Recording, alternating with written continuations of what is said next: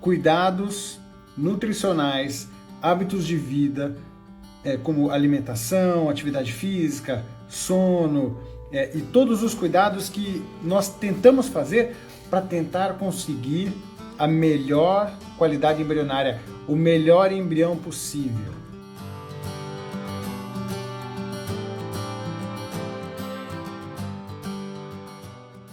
Hoje em dia tem 1 milhão de informações na internet falando sobre isso e eu quero tentar individualizar.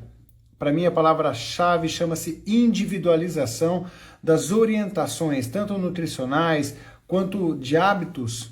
É porque hoje em dia, se eu for seguir tudo que está na internet, eu não posso nem tomar o café mais. Será que eu não posso tomar café mesmo? Será que eu não posso comer um chocolatinho? Será que eu tenho que usar, não posso usar as panelas, não posso usar plástico? Tem várias coisas nesse sentido.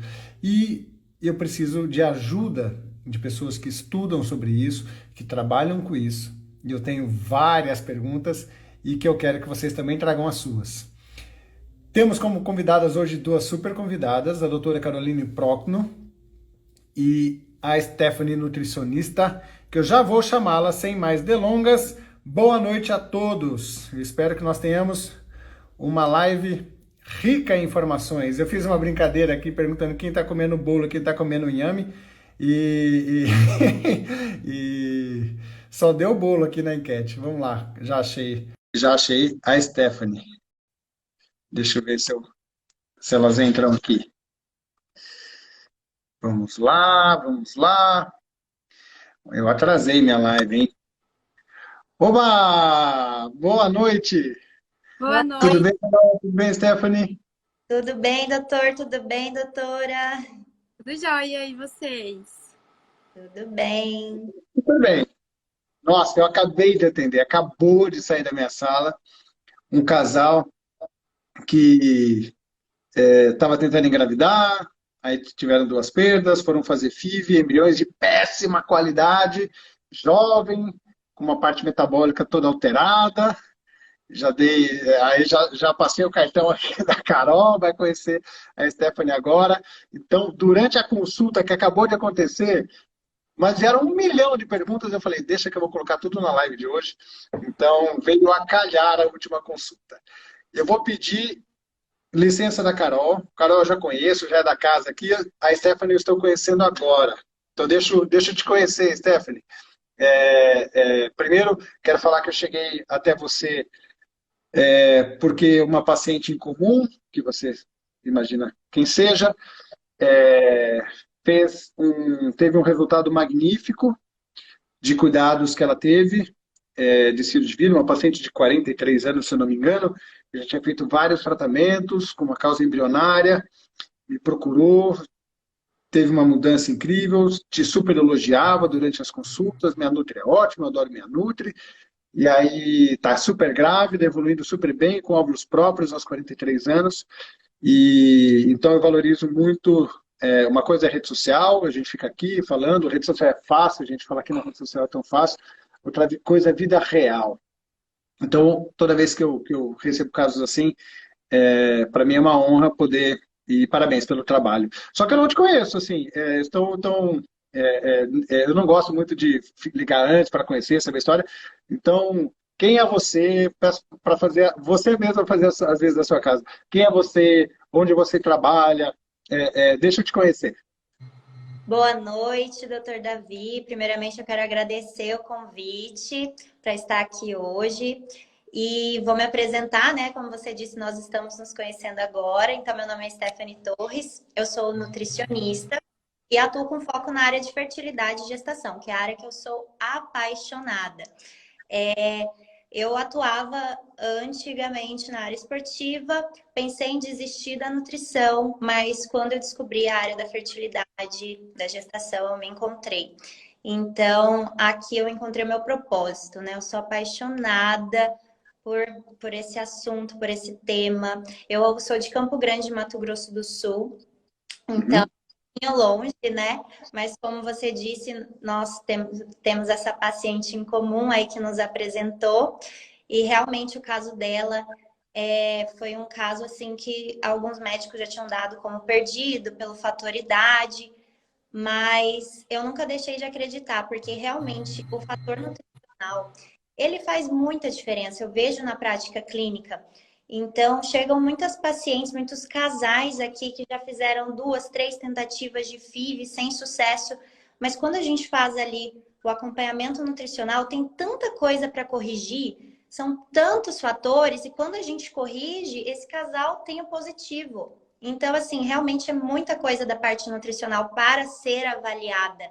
E como você falou ali no começo da live, é tudo muito individual. Não dá para seguir tudo que vê pela internet, não dá para utilizar todos os suplementos que as pessoas falam que é bom. Porque as pessoas chegam tomando suplemento, mas com a dose errada, no horário errado. Então, aquilo não é efetivo. A pessoa precisa, de fato, de uma orientação individualizada. Isso faz toda a diferença. Já vi que eu vou aprender muito hoje, hein? Carol, eu também quero que você se apresente. Toda vez que eu tento apresentar, a Carol ficou um tempo aqui comigo, e ela veio aqui em algumas consultas, a gente acompanhava em conjunto, aí quando o paciente entrava, eu tentava explicar a área de atuação dela. Eu me embananava para explicar direitinho o que é a medicina integrativa. É isso, né? Estou falando certo. Isso, Davi. Então, eu quero que você, com a sua expertise, também se apresente, e não só você, mas a sua área de atuação, que é uma área nova. Certo. Então, pessoal, boa noite para quem não me conhece. Eu sou médica. Depois que eu terminei a minha graduação em medicina, eu fui estudar um pouco de medicina integrativa e eu fiz uma pós-graduação em nutrologia e também longevidade.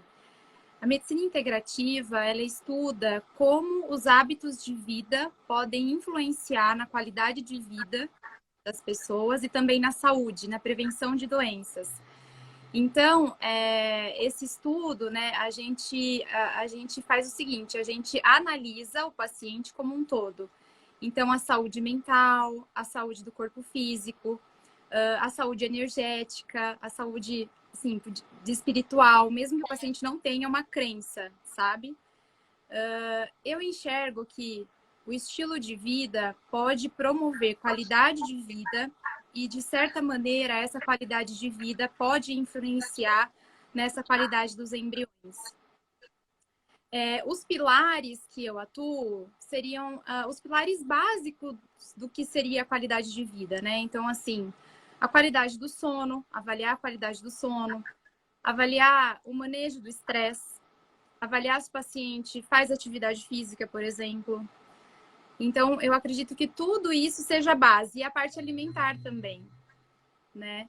Então, eu recebo bastante pacientes, assim, que como a Stephanie falou, vêm procurando suplementação, mas não fazem o básico, não dormem bem à noite, não sabem como manejar o estresse, não fazem atividade física, sabe?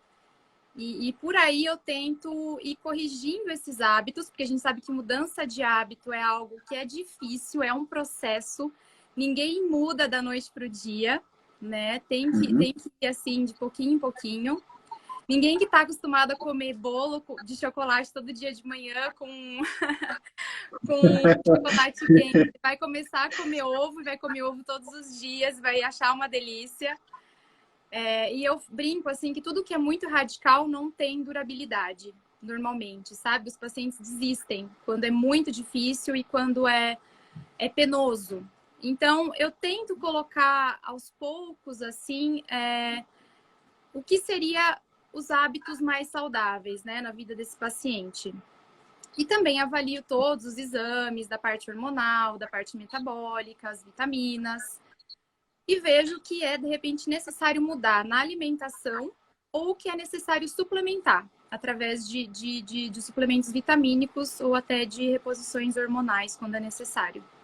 É basicamente isso. Então, vamos lá. Eu tenho várias dúvidas, várias perguntas e quero tentar criar uma linha de raciocínio, ok? Quem tiver dúvida e pergunta, eu vou pedir um super favor para colocar na caixinha de perguntas, porque eu sou péssimo para conversar, ficar lendo as perguntas que vêm aqui por escrito. Então, tem uma caixinha de interrogação, geralmente fica no cantinho inferior da tela, então tenta organizar ali e aos poucos eu vou colocando para que nós possamos buscar a resposta. O foco da live e o foco da minha busca por aprendizado é tentar conseguir embriões de melhor qualidade. E engana-se aquele que acha que a fertilização in vitro, por exemplo, vai proporcionar embriões de boa qualidade pelo tratamento propriamente dito. Ah, então agora eu vou ter os meus embriões e vou fazer a FIV que vai resolver o meu problema. Quando eu tenho um problema na base, entenda que a base é o óvulo ou o espermatozoide, se eu entregar para o laboratório óvulos de má qualidade ou espermatozoides de má qualidade, eu não terei embriões de boa qualidade e, consequentemente, menor chance de ter um resultado positivo. Então, hoje em dia, se vende muito produto pós-coleta de óvulo. Eu vou fazer o estudo genético embrionário, vou estudar a forma de implantação do endométrio, etc. Mas eu preciso voltar para tratar a base das possíveis causas de alterações morfológicas ocitárias ou espermáticas, se eu quero entregar para o laboratório boas condições para que eles possam buscar bons embriões. E um dos pilares que eu quero trazer aqui hoje é o que a mulher e o homem precisam investigar para saber, aí é a minha principal dúvida, para saber individualizar. Certo?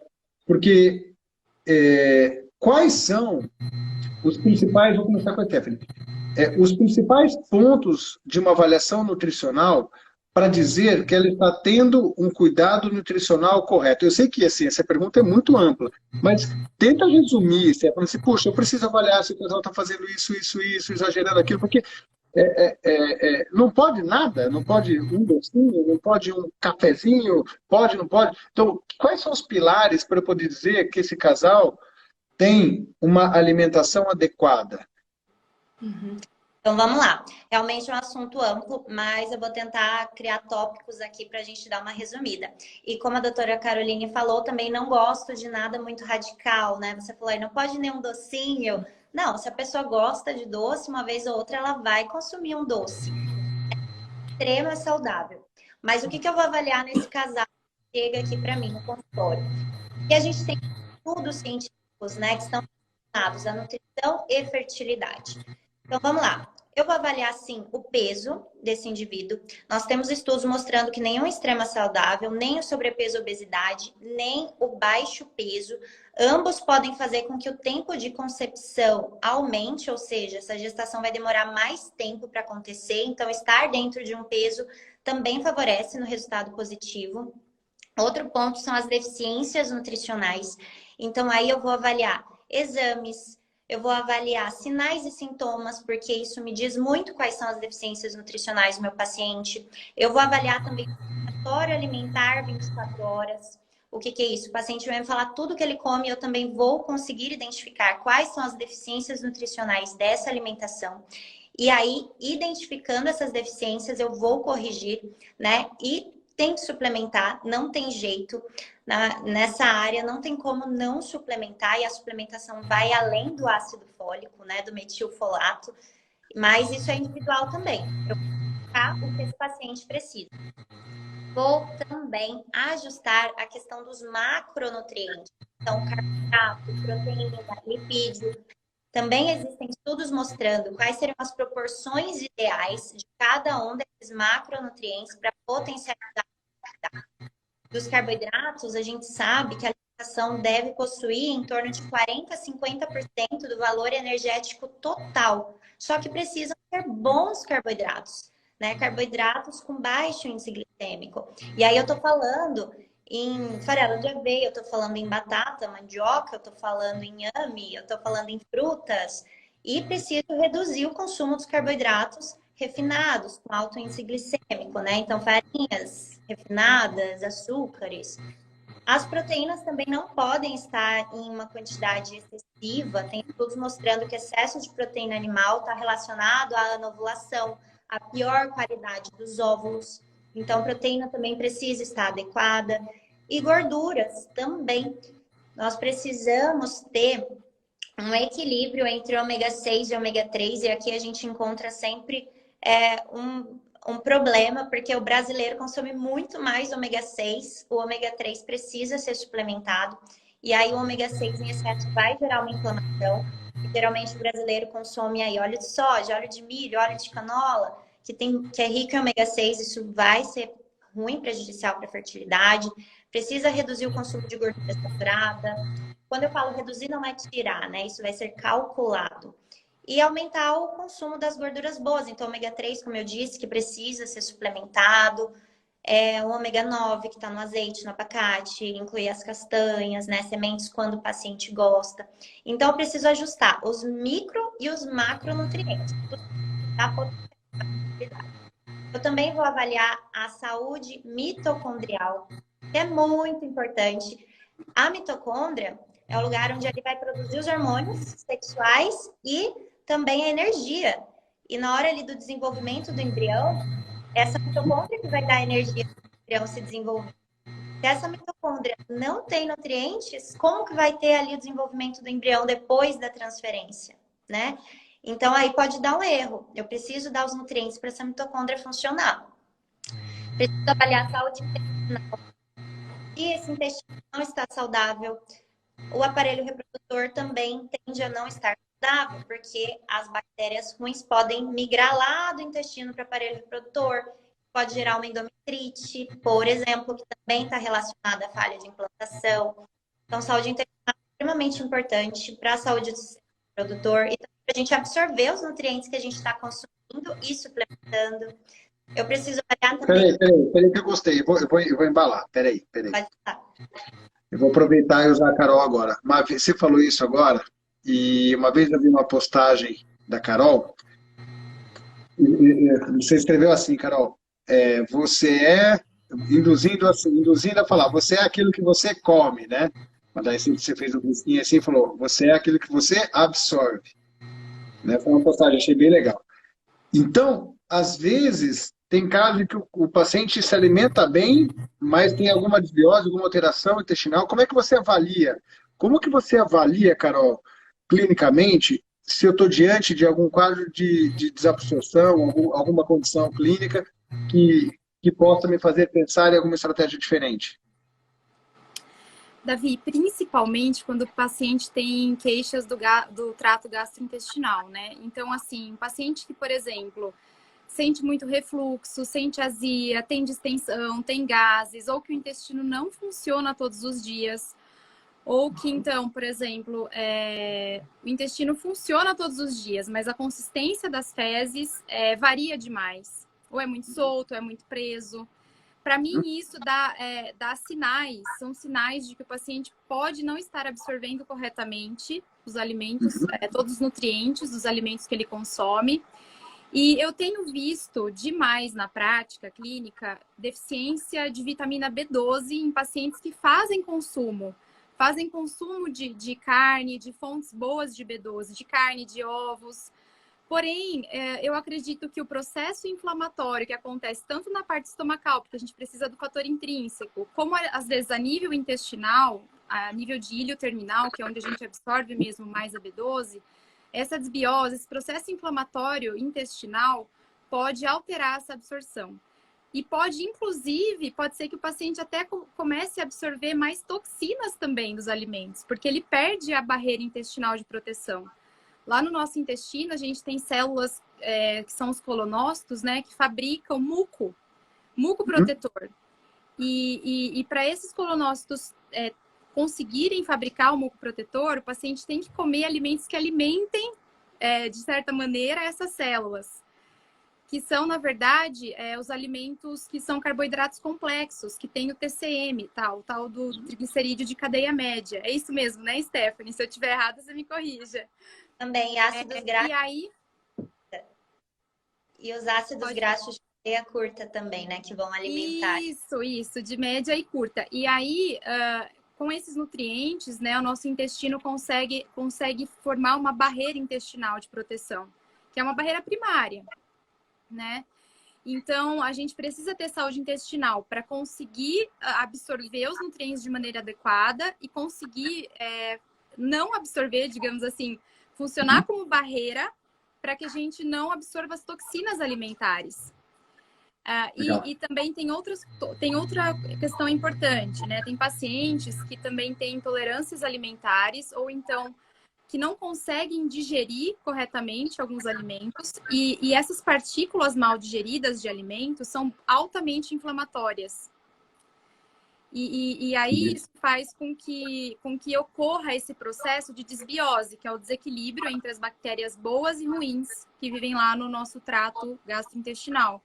Então, às vezes, proliferam demais bactérias gram-negativas, que são bactérias ruins, e que fazem a gente fermentar demais. Essa fermentação gera gases, gera distensão abdominal, e isso é que pode dar esses sinais e sintomas e pode ser um indício de que o indivíduo não está absorvendo bem as vitaminas e nutrientes. Deixa eu trazer a conversa para o lado coloquial. Vocês falam muito bonito, muito difícil. É assim, ó. Existem casos em que o paciente está comendo direito, mas não está absorvendo direito, é isso? Ele come, vai lá, tá até comendo direitinho, mas talvez não esteja absorvendo algum nutriente que ele precisava para poder atingir a meta que ele queria. E que isso, de alguma maneira, pode ser avaliado e tratado? Sim. Isso. É porque, na verdade, Davi, aí você entrou num ponto que é muito individual. O que acontece é que tem pacientes que têm intolerâncias muito específicas.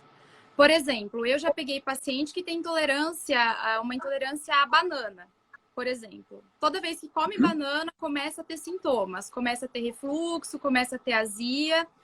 Eu não posso chamar esse quadro de alergia, porque a alergia, normalmente, é imediada por IgE e é um quadro mais grave. Às vezes tem pessoas que vão parar no hospital por conta de processos alérgicos. Mas é uma intolerância mediada por IgG e IgM. E aí isso faz inflamar, de certa maneira, o trato gastrointestinal. Se essa pessoa come aquilo todos os dias, ela se sente mal, mas ela continua comendo. Entendi. E aí, isso, então, uma das formas de tratar é identificando o fator que está colocando o trato gastrointestinal em desequilíbrio. Isso. Gostei. Nossa, dá pra gente ficar 3 horas conversando aqui. Eu tô olhando, de vez em quando eu olho o relógio, porque eu sei que a Carol tem um compromisso. Mas, voltando para você, Stephanie, pode falar. A Carol falou perfeito, né? Foi a explicação. E eu queria dar um gancho, porque ela falou sobre as alergias alimentares. Isso é um fator que precisa ser investigado. Porque em muitos casos de isca, diagnóstico de isca, que é infertilidade sem causa aparente, o que pode estar gerando infertilidade é uma alergia alimentar. Porque essa alergia alimentar vai gerar uma inflamação crônica de baixo grau. Essa inflamação crônica de baixo grau está muito relacionada à falha de implantação. Já vi vários casos em que o problema era uma alergia alimentar, que a pessoa tinha uma doença celíaca e não tinha sido diagnosticado, né? Ou uma sensibilidade alimentar, né? Como a doutora Caroline falou, tem muitos casos de sensibilidades alimentares à banana, a ovo, atendo pacientes com intolerância à frutose. Então, fruta super saudável, o paciente está comendo bem, mas tem intolerância à frutose, adquiriu. Aí nós temos que tratar a barreira intestinal para depois poder introduzir novamente fruta. Então, nós temos que tirar esse fator que está gerando essa inflamação também. E corrigir. Legal. Só eu estou escutando um chiado forte no fundo. Vocês estão escutando também? Eu não sei se... Eu não estou escutando. Você está com algum fone, Carol? Você está usando algum... Não né? usando fone. Não, tá bom. Não, eu posso ver se de repente tem algum fone aqui para eu usar. Não, mas tudo bem. Mas tá muito ruim para entender? Não, só para entender. E aí, evoluindo, essas intolerâncias que vocês estão falando de uma forma individualizada, elas são avaliadas através de exames ou são através da anamnese? Conversando com o paciente, entendendo a história, existem exames específicos? Por exemplo, tá lá o paciente agora, o pessoal está te ouvindo falar, fala, gente, será que eu tenho? Será que o próprio paciente consegue começar a imaginar? Vocês pediriam exames para investigar ou individualizar esse tipo de alteração? Ou durante a anamnese, tentativa e erro, tira aqui, corta ali? Como é que funciona esse tipo de investigação? Bom, eu não peço esse exame para todos os pacientes, Davi. Existe um exame que é de intolerâncias alimentares, que mede o grau de IgM e IgG para diversos tipos de alimentos. Mas eu não peço, eu individualizo. Por quê? Porque eu sei que a maioria dos pacientes tem algum certo grau de inflamação com alguns tipos de alimentos que a gente sabe que inflama para todo mundo, sabe? Por exemplo? Então, esse é um primeiro ponto. Então, quais alimentos que inflamam para todo mundo? Por exemplo, carne vermelha em excesso. Certo. Carne vermelha em excesso é super inflamatória, né? Nossa, eu fui no churrasco ontem e hoje eu tô assim, ó. Ai, por que você me falou ontem essa live? Tudo bem. Mas assim, eu acho que é equilíbrio, sabe? Assim, comer carne vermelha é importante porque tem ferro, tem vitamina B12, tem outros nutrientes que são super importantes. Mas eu acho que todos os dias, não. Aí a gente deve evitar realmente. O leite, o problema do leite, vamos falar, polêmico e tal. O problema do leite, na minha opinião, é porque o leite ele foi muito industrializado. Quando você compra uma caixinha de leite, você sabe, não é só leite, sabe? É um monte de coisa, um monte de conservante. Então, assim, os embutidos, na maioria das vezes, são super industrializados, super processados. Então, assim, eles inflamam também, de maneira geral. Então, o que eu faço para a maioria dos pacientes é orientar que evite, não é tirar de vez, mas evitar ao máximo esses processados, esses embutidos e a carne vermelha em excesso. Aí eu vou pegando também e vou individualizando com o que o paciente me fala, porque ele tem esses sintomas muitas vezes logo após se alimentar. Então é fácil de identificar. Eu peço que ele faça um exercício. Olha, começou a sentir um mal-estar? Começou a sentir a distensão abdominal, ou refluxo, ou então dor gástrica, enfim. Anota, o que eu acabei de comer? Então, dessa maneira você consegue ir tirando esses alimentos e ver se o paciente melhora. Agora, o paciente que continua com queixas e que é mais difícil a avaliação, aí eu peço o exame, porque é um exame caro, é um exame que eu acho que muitas vezes não vale a pena investir, sabe?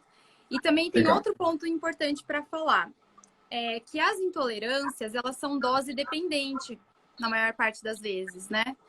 Então, assim, se o paciente às vezes come uma vez na semana aquele alimento, ele não vai ter o sintoma. Mas se ele come 3 vezes por dia, ele vai ter, provavelmente, algum sintoma relacionado.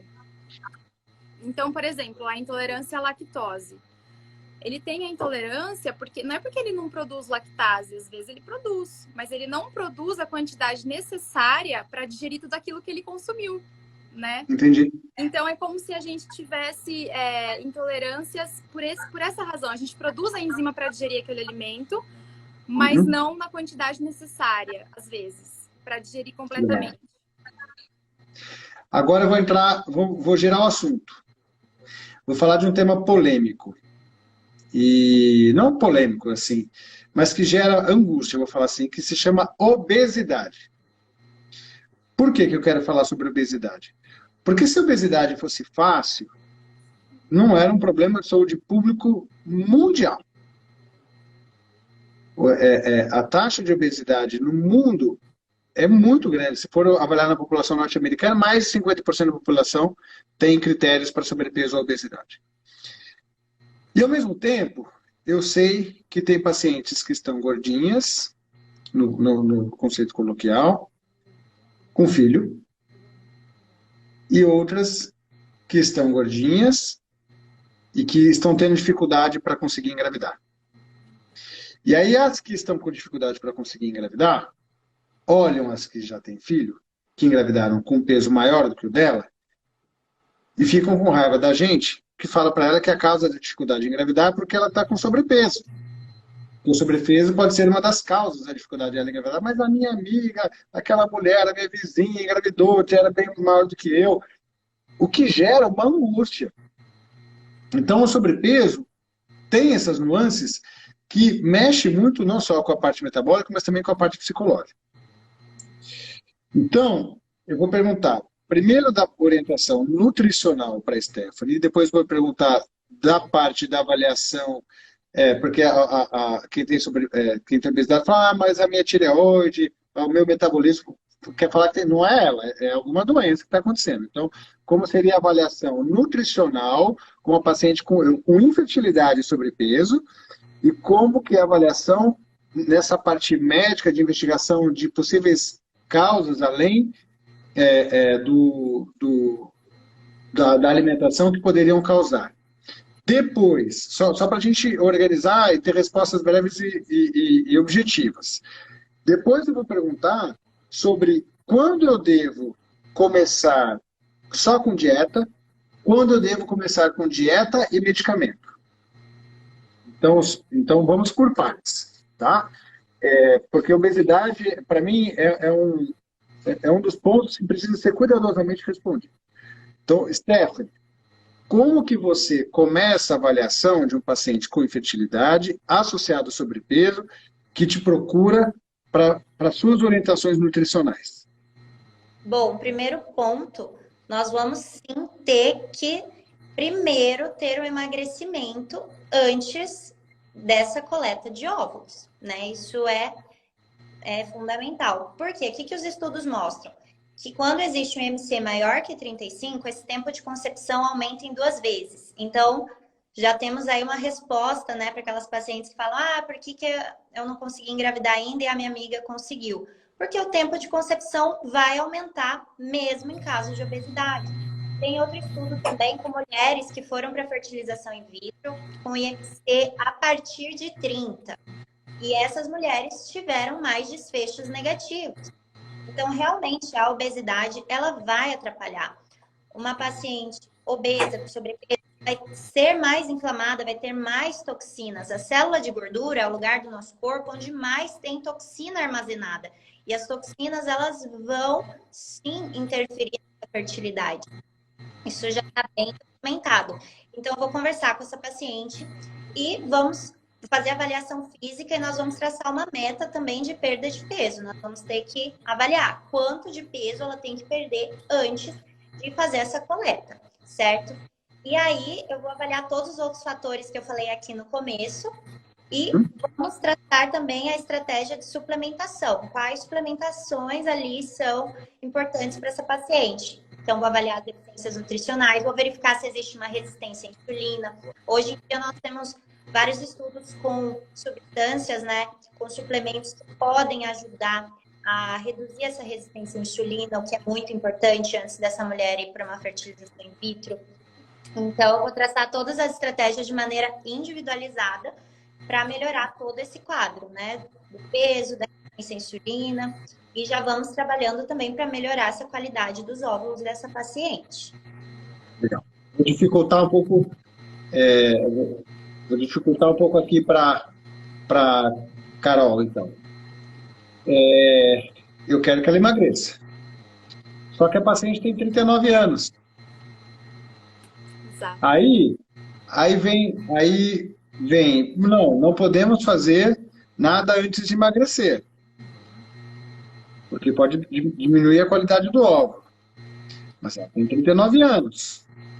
Se ela demorar 1 ano para emagrecer, para fazer uma estratégia de longo prazo, uma readequação alimentar paulatina, graduada, para que ela consiga não ser nada tão radical como eu acho que a Stephanie colocou no começo, o tempo leva dela também chances pela menor qualidade ossária por conta da idade.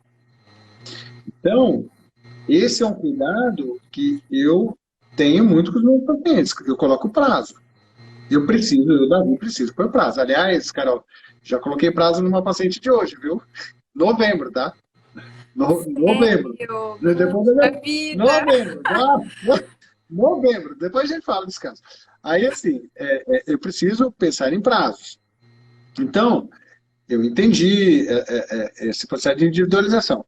E como é que eu faço, então, Carol, na sua avaliação, para tentar trazer alguma ajuda adicional, investigação de causas outras que estejam atrapalhando essa paciente a perder peso? Davi, primeiro passo, investigar distúrbio hormonal.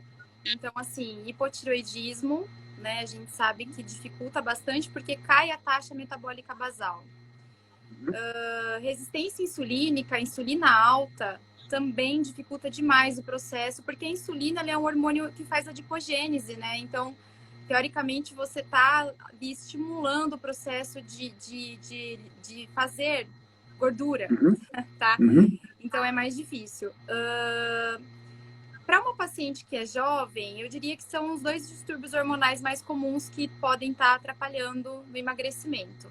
Mas eu tenho visto demais questões psicológicas, emocionais fortíssimas relacionadas à obesidade. E muitas vezes são pacientes que têm um hábito de compulsão alimentar e que não vão seguir nenhum tipo de cardápio, nenhum tipo de orientação, sozinhos.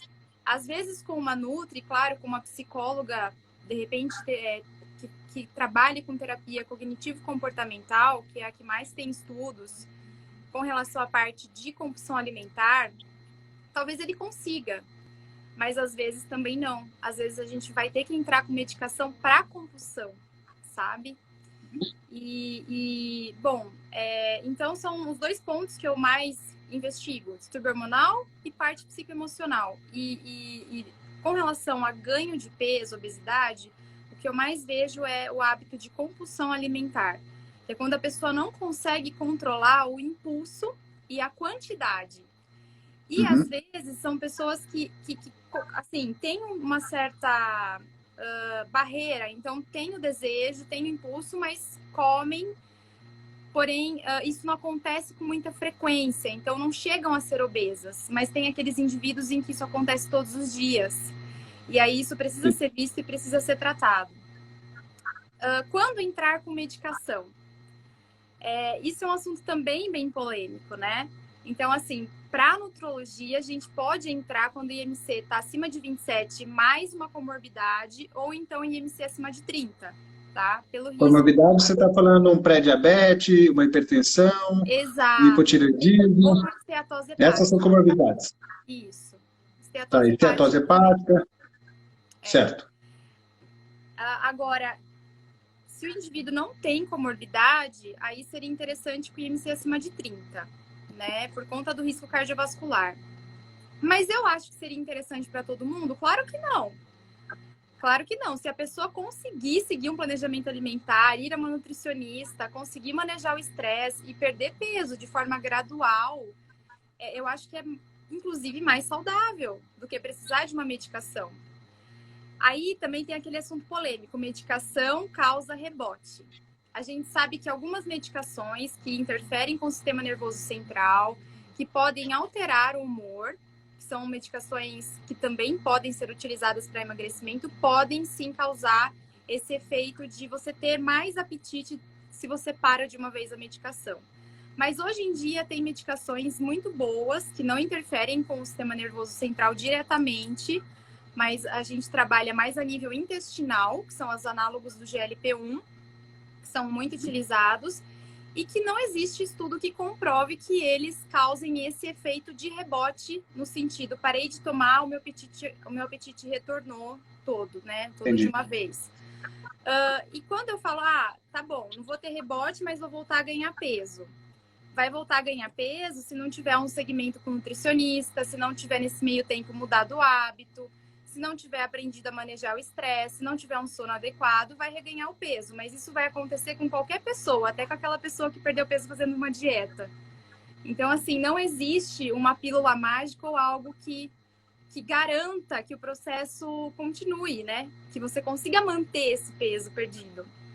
Mas, para finalizar, eu acho assim... Calma, Davi. Para finalizar, eu acho assim... A paciente que tem 39 anos... que está com IMC acima de 30, eu acho difícil que ela consiga perder peso só com acompanhamento nutricional. Eu acho que nesse caso, se você tiver realmente muita pressa nesse processo, talvez seja interessante entrar com medicação sim associada. E eu tenho 2 perguntas aqui. O primeiro eu vou fazer para... Eu estou gostando desse negócio da introdução de medicação, porque é que o paciente mais me procura, né? O remédio vai resolver o meu problema, não sou eu que vou resolver. Sou eu que vou ter que mudar a dieta, é o remédio. Então, Stephanie, na sua vida de Nutri,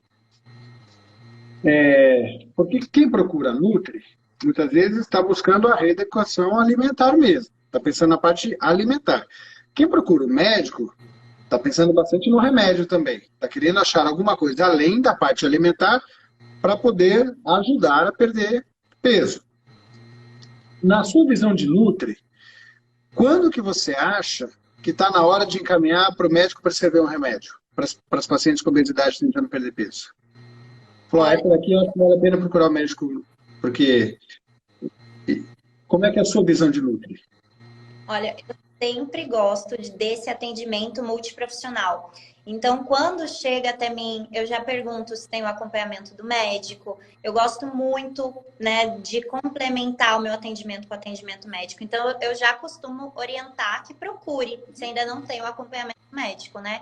Acho muito social os trabalhos. Mas se eu vejo ali que é uma paciente que está comigo, que a gente traçou metas de emagrecimento e essa paciente não sai do lugar, se eu vejo que ela é muito ansiosa, tem compulsão alimentar, também encaminho para o psicólogo. Então, se eu vejo que não está conseguindo seguir as nossas metas, com certeza eu vou encaminhar para o médico, para o psicólogo, né? Gosto de ter essa equipe aí atendendo junto para que essa paciente tenha resultado. Não adianta nada ela vir aqui no meu consultório se ela não tem o resultado que a gente traçou ali para ela, né? Legal. E, doutor, E aí, fazendo isso, pode falar. Não, é que teve a Nutriana Lu Moreira fez um ponto aqui que eu achei legal da gente falar também. Ela falou que a questão é que tem muito magro desnutrido, que nem sempre magreza é sinal de saúde. E isso realmente eu falei ali no começo, né? Que nenhum extremo é saudável, nem o sobrepeso, obesidade, nem o baixo peso. E que o IMC ali acima de 35 faz com que o tempo de concepção aumente em 2 vezes. Mas quando o IMC é menor que 19, o tempo de concepção aumenta em 4 vezes. Então, a magreza excessiva faz com que o tempo de concepção demore mais ainda. Então, essa mulher demora mais, né, para ter a gestação. Então, magreza excessiva realmente não é sinônimo de saúde. Tem muito magro desnutrido, sim. Só queria dizer... Eu vejo isso na prática, hein? O que eu tenho de paciente... Ó, eu juro para você que quando eu vejo paciente muito magrinha, eu tenho mais medo de iniciar um tratamento de FIV pela má qualidade do óvulo do que as que estão com sobrepeso. Não estou falando com obesidade. É sempre um mistério do que vai acontecer, mas eu tenho muito receio das pacientes muito magrinhas também. Mas, voltando, eu já quero abrir para as perguntas em 5 minutos. Eu vou abrir para a gente responder pergunta. Mas, assim, ó, eu estou com pressa. O paciente tem 39 anos.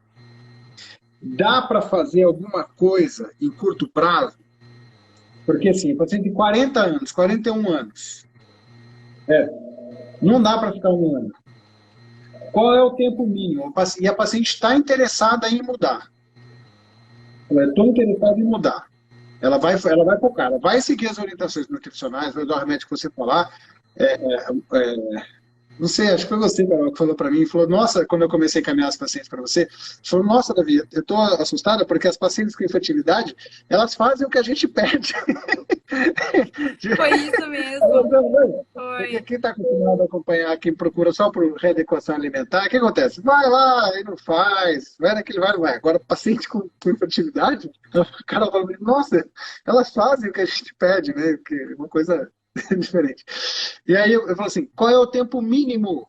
Falou, Davi, me dá quanto tempo para eu repor vitamina, para fazer minha avaliação, para ela se cuidar, que eu já possa avaliar algum impacto? Tempo mínimo de... Eu sempre oriento. Cortou. Quanto? Tempo mínimo de 3 meses. 3 meses. É o tempo final de amadurecimento do óvulo, do espermatozoide. Então, é quando a gente consegue intervir realmente, né? Quando o corpo começa a responder ao tratamento. Então, o tempo mínimo é de 3 meses. Davi, eu faço assim, eu acho que depende. Se a paciente for saudável, tiver o IMC legal, eu acho que tudo bem, 3 meses está legal. Mas se for uma paciente obesa, IMC acima de 30, esse tempo tem que ser maior que 6 meses. Porque não tem como uma paciente com IMC acima de 30 ir para baixo de 25 em menos do que 6 meses. Nem que ela for muito regrada, usar remédio, fazer orientação certinho. são muitos quilos, né? E assim, a paciente, eu acho que o ideal, em termos de média de perda de peso mensal, é em torno de 2 a 4 quilos. A gente não consegue perder mais do que isso. Se perder muito mais do que isso, a gente acaba perdendo muita massa muscular, fica desnutrido, tem queda de cabelo. Então, começa a acontecer outras questões. Então, eu acho que depende do IMC. Eu vou dar algumas opiniões pessoais e acadêmicas também. Tem a última revisão da Sociedade Norte-Americana falando sobre obesidade e reprodução, coloca muito cuidado, eles enfatizam muito o cuidado da relação idade da mulher e obesidade para as estratégias, e colocam que nem todas as estratégias de perda de peso vão melhorar a chance reprodutiva daquela mulher. Por quê? Porque quando você pega publicações, você não consegue individualizar todo mundo. Avaliar aquela que tem obesidade e distúrbio metabólico e insulina super elevada, né? Então, algumas mulheres com obesidade poderão ter óvulos de boa qualidade. Nem todas as pacientes com obesidade terão óvulos de má qualidade. Então, o tempo em que para essa paciente que poderia ter óvulos de boa qualidade, o tempo perdido não é a palavra, mas o tempo que dedicou para fazer alimentação pode ter prejudicado o avanço da idade. E eles colocam, muitas vezes, para você antecipar a ação de um tratamento de FIV, por exemplo, congelar óvulos, congelar embriões para posterior cuidado para transferência para diminuir o risco obstétrico, que é outro risco que eu não vou entrar na live hoje. Hipertensão gestacional, diabetes gestacional. Então, engravidar nesse cenário também traz riscos elevados. Eu levo isso para mim de forma séria. Então, por exemplo, eu estou com uma paciente virgem de tratamento. É um fator masculino, é um fator tubário e com obesidade associada. Ou seja, tem outros fatores que justificam a infertilidade do casal. Ela tem uma idade avançada e tem sobrepeso e obesidade. Eu olho os exames e vejo algum equilíbrio, não com tanto detalhe como vocês duas são capazes de avaliar, mas eu vejo algum equilíbrio. Eu falo, começa essa orientação, tempo máximo nesses casos para mim de 3 meses para fazer alguma coisa, para eu olhar na prática. E às vezes, muitas vezes, na prática eu consigo bons óvulos e dá tudo certo. Estou falando de 37, 38, 40 anos de idade. Eu não estou falando de pacientes com 30 anos de idade. Vai lá, quando você estiver liberado você volta. Agora, pacientes que já fizeram tratamentos, já tem um histórico de má qualidade embrionária, como é que eu acabei de atender. A paciente que eu acabei de atender, ela tem 36 anos de idade, fez uma FIV com 16 óvulos, um blastocisto de baixíssima qualidade morfológica, com 3 gestações químicas e com distúrbio metabólico claro. Mãe com diabetes, pai com diabetes, ela com resistência insulínica, talvez algum hiperandrogenismo, talvez com outros componentes que ela vai... Depois você me conta, Carol, do caso dela. Estou até passando o caso já. Ela falou, você não vai dar uma cartinha para Carol? Eu falei, deixa que eu vou falar com ela. Acabei de atender, ela vai te ligar amanhã. E eu falei para ela, a Carol vai te ajudar muito mais do que eu. Muito mais do que eu. Por quê? Porque você vai engravidar em casa. Você não precisa de FIV. Entende? Então, nesses casos, o tempo que for necessário. Mesmo que ela tenha 37 anos, já mostrou para mim que não vai funcionar. Então, eu preciso, o meu equilíbrio como esteroleuta, também precisa tentar buscar, muitas vezes, algumas ações de curto e médio prazo. Porque senão eu acabo me perdendo. Então é isso que eu também busco na orientação. Eu sei que para vocês é difícil olhar, ver semi-alterado, alguma coisa assim, mas eu preciso ser dinâmico, eu preciso colocar prazo, porque o impacto da idade é muito importante também, e eu quero ver de curto prazo outra coisa. E agora, diferente às vezes, por exemplo, eu dei o prazo de 3 meses para o paciente, ele voltou muito bem. Falou, doutor, me dá mais um mês. Bora, tá fazendo, tá repondo, eu já perdi 5, eu queria perder 7. Show, eu sei que daqui a um mês ela vai estar bem. E não vai ser um mês que vai fazer diferença.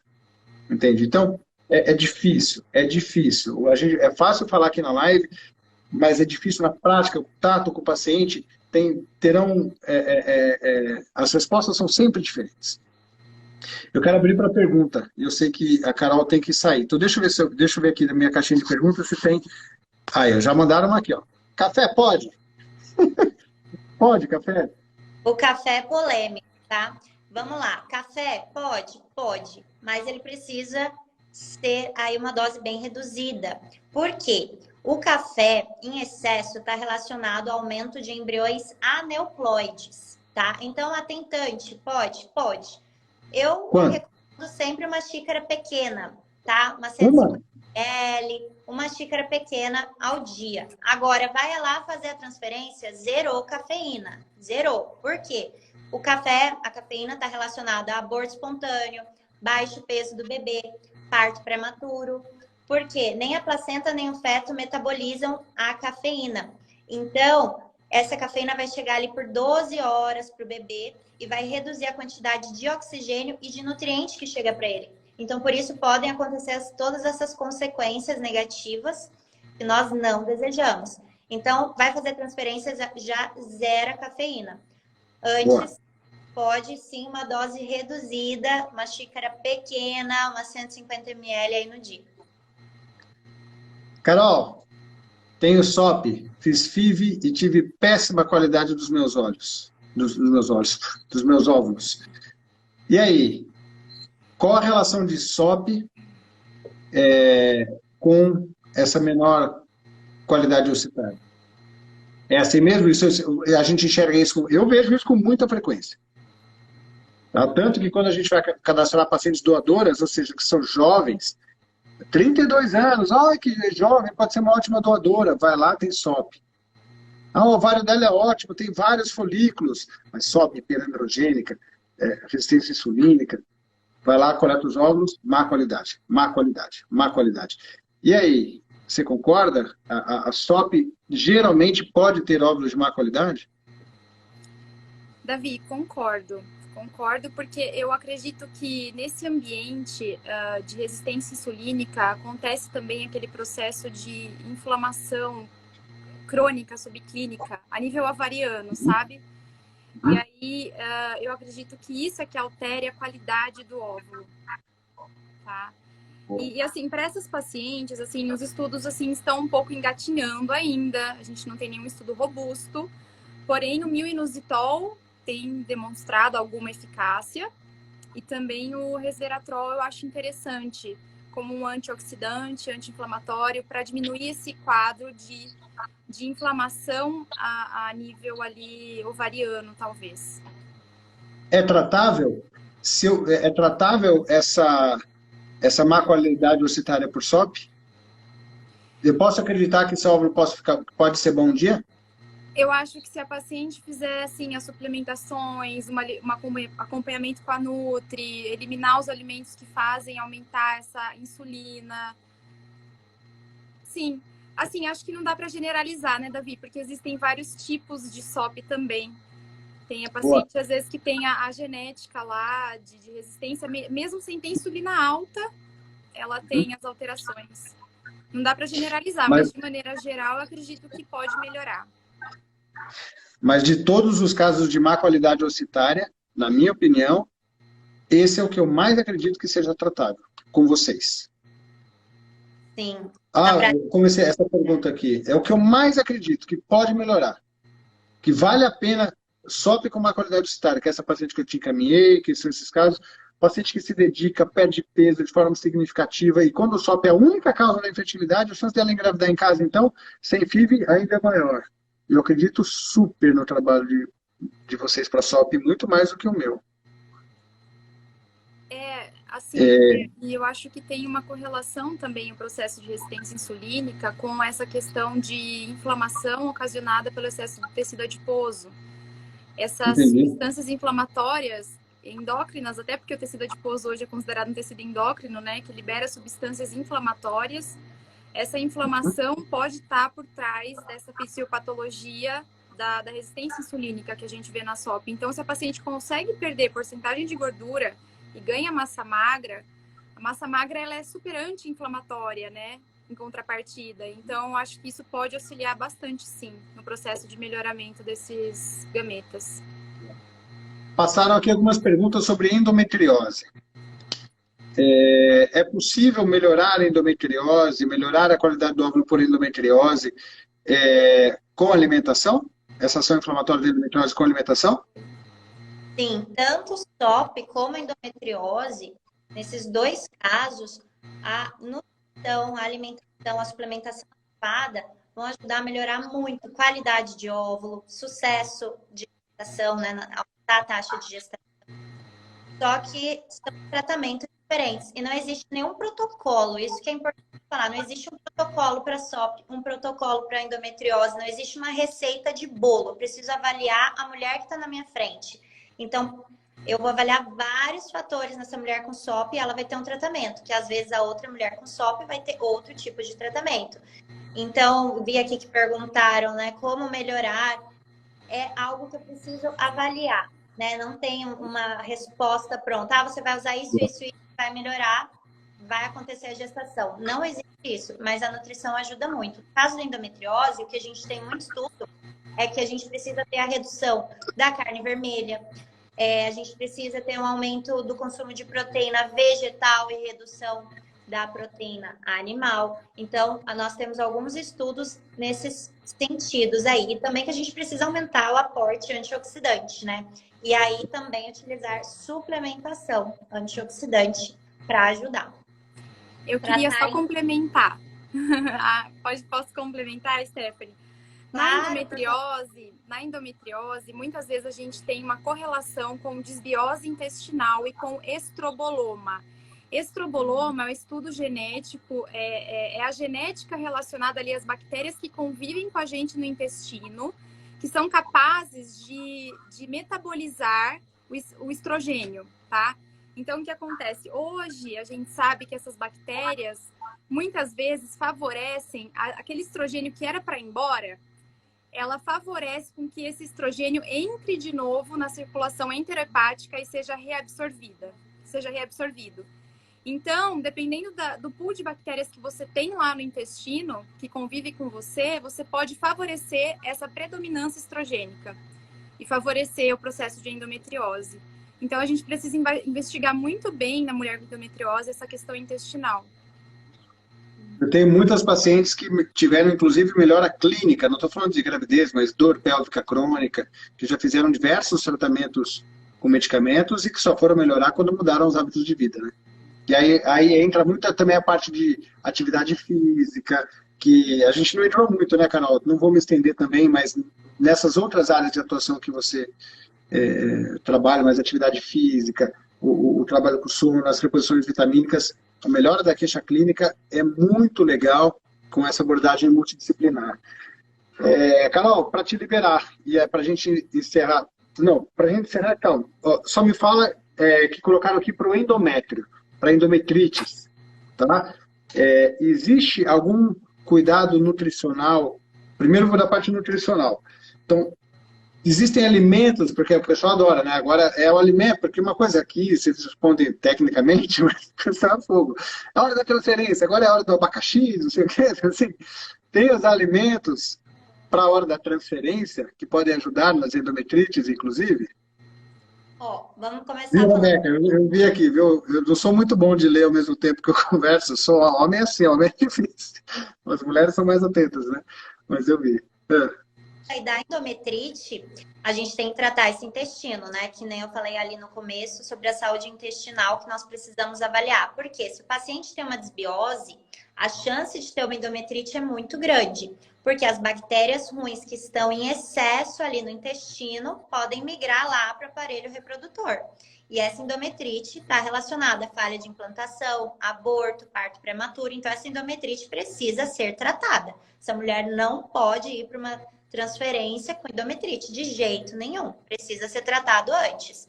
Agora, falando ali de alimentos que ajudam na espessura do endométrio, né?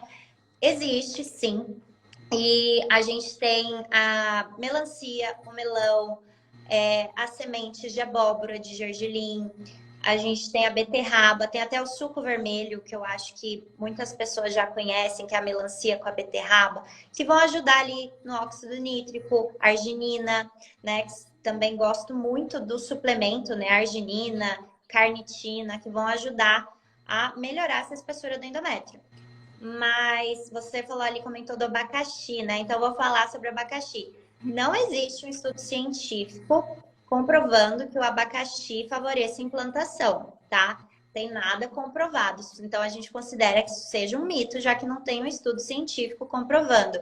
O abacaxi, ele tem uma enzima que é a bromelina, que ajudaria a afinar o sangue e melhorar o fluxo sanguíneo lá para o útero. Isso é uma hipótese aí, mas não tem um estudo científico que comprove. Tá? Mas o abacaxi é saudável. Se quiser comer o abacaxi antes da transferência, é saudável, não tem problema. Mas os alimentos que realmente ali ajudariam, né, é a melancia, a beterraba, semente de abóbora, de gergelim, o cacau também, que tem o óxido nítrico. Então, esses alimentos nós poderíamos estar utilizando de maneira estratégica. Mas eu gosto muito também de utilizar algumas suplementações específicas, né? Que nem eu citei aqui, arginina, carnitina, gosto bastante. Legal. Carol, eu vou passar a palavra para você, para a gente encerrar a live, inclusive. Nossa, tem muita coisa que dá para fazer umas 3 lives ainda, mas a gente está chegando a 1 hora. A última pergunta para você, então, Carol. Ainda do endométrio, porque tem a parte alimentar e tem a questão da endometrite, onde nós temos as disbioses. Eu quero saber o que você tem visto, o que a gente tem estudado em relação à reposição de lactobacilos, seja por via oral, seja por via vaginal, para tentar ajudar também na correção de disbiose. Tá. Então, assim, Davi, isso eu acho que também é aquela questão. Os estudos estão um pouco engatinhando nessa questão ainda, não tem nenhum estudo robusto, entendeu? Não tem ainda um consenso do que repor em termos de cepas de lactobacilos. A gente sabe que os lactobacilos são os mais prevalentes lá na região do endométrio, mas a gente ainda não sabe ao certo quais cepas seriam interessantes. Mas o que eu venho tendo de experiência com isso é que depois de um processo de endometrite, seria interessante tratamento, óbvio, com antibiótico, e tentar reinocular nesse endométrio os lactobacilos, né, de maneira geral. Fazer um pool de lactobacilos talvez seja realmente interessante. Eu acredito que quando a gente inocula a nível endometrial, eu acredito que seja uma resposta um pouco mais rápida, entende? Do que esperar uma melhora da desbiose intestinal e uma translocação de bactérias boas para aquele endométrio, sabe? Eu acho que o uso... Mas o que eu tô falando aqui não tem estudo, tá? Eu tô falando do meu ponto de vista, tá? O que seria interessante. Mas é claro que se a paciente tiver uma desbiose intestinal com esses sintomas intestinais, a gente entra com as 2 reposições, tanto a nível oral quanto também a nível intravaginal, para alcançar diretamente lá o endométrio. Show! Eu quero agradecer vocês duas. O que eu mais aprendi aqui é a importância de individualizar, né? Como não tem receita pronta, como é difícil, como você tem que olhar caso a caso, como vale a pena passar com vocês, fazer uma avaliação cuidadosa, faz muita diferença. Eu tento, às vezes, olha, vê, faz, cuida, busca uma dieta saudável, porque todo mundo imagina que é uma dieta saudável, mas alguns casos vão precisar de uma avaliação especializada. E vocês viram o nível de instrução que precisa ter para poder individualizar. E isso é o futuro da medicina de uma forma geral, não só da medicina reprodutiva, mas cada vez mais olhar individualmente cada um para saber onde tratar e como tratar. Medicina coletiva vai funcionar em alguns casos, outros não. Então, eu queria super agradecer vocês duas. Stephanie, muito obrigado. Eu achei muito legal, não só o conteúdo que você trouxe, mas a forma como você trouxe o conteúdo. Isso faz muita diferença. Carol, também super obrigado. O quanto essa área médica vai crescer demais no mundo da medicina reprodutiva. Eu torço muito para você continuar as suas ações com as nossas pacientes aqui, para que tudo dê certo. Perguntaram aqui também se a Stephanie atende online. Acho que atende online, né, Stephanie, também? Atendo online, sim. Boa. Carol atende online também, que eu sei. Isso, tem o link no meu Instagram. Quem Boa. quiser saber mais informações é só clicar lá. E também agradeço muito, Dr. Davi, pelo convite. Foi excelente a live. Adorei participar. E quem tiver dúvidas aqui também pode me mandar no meu Instagram, que eu respondo depois. Boa. Muito obrigado, viu? Obrigado, Carol. Gratidão, gente. Adorei também. Adorei conhecer você, Stephanie. Obrigada pelas Adorei. informações. Aprendi bastante também, viu? Não sabia aí do suco vermelho, da beterraba. Gostei bastante. Obrigada, Davi. Gratidão. Ó, a minha dica para esses sucos, viu? Não precisa misturar e fazer um suco ruim. Come a melancia, depois come a beterraba. Vai juntar a melancia com beterraba, fica um gosto ruim. Come a melancia, vocês inventam moda e ainda faz o marido tomar junto, coitado. A gente falou um pouco de masculino aqui. Qualquer dia a gente vai falar da parte masculina, tá bom? Eu não quero estender por causa da Carol, tá bom? Tá ótimo. Super abraço para vocês. Obrigado, Stephanie. Obrigado, Carolina. Beijo, abraço. Tchau, tchau. Tchau, tchau.